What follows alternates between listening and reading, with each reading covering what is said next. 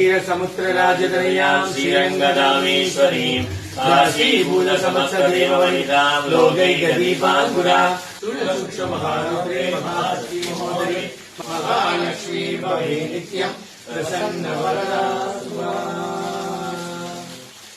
महानैवेद्यं समर्पयामि. அத்திப்பழம் என்பது சுக்கிரனுக்கும் சுக்கிரனை அதிபதியான மகாலட்சுமி தாயாருக்கும் மிக உகந்த பழங்களாகும். அத்திப்பழத்தால் நாம் நைவேத்தியம் செய்வது நமக்கு சுக்கிரனினரும் மகாலட்சுமி தாயாரினரும் பரிபூர்ணமாக கிடைக்கும். அத்தி மரம் என்பதும் சுக்கிரனுக்கு உகந்த மரமாகும்.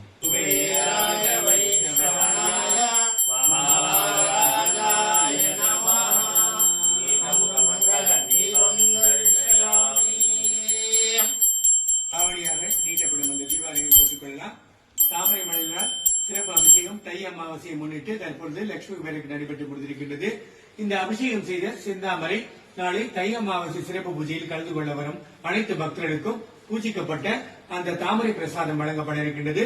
இந்த தாமரையை தங்களுடைய பர்ஸ் மற்றும் பீரோ லாக்கில் வைத்துக் கொண்டால் தங்களுக்கு மகாலட்சுமி தாயாரினரும் குபேர பகவானினரும் பரிபூர்ணமாக கிடைக்கும்.